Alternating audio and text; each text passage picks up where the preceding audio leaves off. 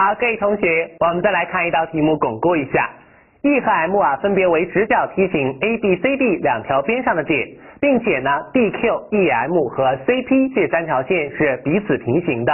上底 AD 等于5，下底 BC 等于7，然后呢这边 AE 的长是5，BE 的长是3。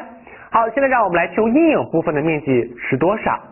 在这个题目当中，虽然最后题目的问题让我们求的是一个规则的图形三角形的面积，但是很明显，利用题目当中所给的图形条件和结论，我是没有办法能够直接算出这个三角形的面积是多少的，因为它的底和高的长度都是很难求的。那接下来对于这道题来讲，我如何来求这个阴影部分的面积呢？通过读题我们会发现，在这道题当中给出的有一个条件很关键，那就是 DQ、CP、ME 这三条边彼此平行。有了平行，再结合着我们现在所复习的等级变形，自然映入我们脑海当中的解题手段就是平行线间的等级变形那个结论了。好，在这里面我们抓住 DQ 和 EM 平行，我们连接 DE， 那么很容易可以得到三角形 QEM 的面积和三角形 DEM 的面积相等。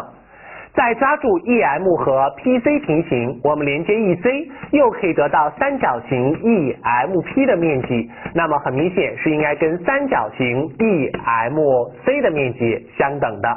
也就是我们利用平行，然后呢再结合图形，把阴影拆成了上下两个三角形，利用等级变形可以转化成另外两个三角形的面积，那么最终合在一起就可以得到阴影部分的面积，就应该是 DEM 和 EMC 等于这两个三角形的面积和，而 DEM 和 EMC 一加，那就是三角形 DEC 的面积。好了，那么现在我怎么能够求出 DEC 这个三角形的面积呢？难道它的边就可以算得出来吗？发现也是不行的。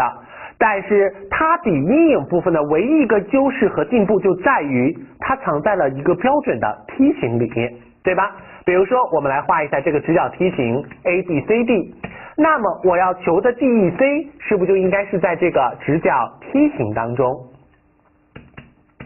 好，我现在要求的是它的面积。这个直角梯形的上底是5，下底是7，AE 边长是5，BE 边长是3。首先这个直角梯形的面积我是可求的，而 DEC 的面积虽然不好求，但是这两个空白三角形 AED 和 EBC 这两个三角形的面积我是可以怎么样很容易算得出来的，对吧？那么这样利用梯形的面积减去这两个直角三角形的面积，自然剩下的就是 DEC 的面积，而 DEC 的面积可求了，自然阴影部分的面积是不是也就可以能够计算出来了？好了，那么这道题的整体思路仍然利用到的是平行线间的等级变形，那么抓住平行线，然后利用结论就可以能够很容易的求得最后的结果了。好了，各位同学，那我们来看一下这道题的解题过程吧。那首先我们连接的是 CE 和 DE， 那么利用平行线利用平行和等级变形，那我会发现最终我们要求的 PQM 这个三角形，也就是阴影部分的面积和 CDE 的面积是相等的。而 CDE 呢，恰好又在一个直角梯形 ABCD 当中，那么最终可以求出它的面积应该是这个直角梯形的面积减去这两个三角形的面积是25，所以最终我们要求的 PQM 这个阴影的面积也就是25了。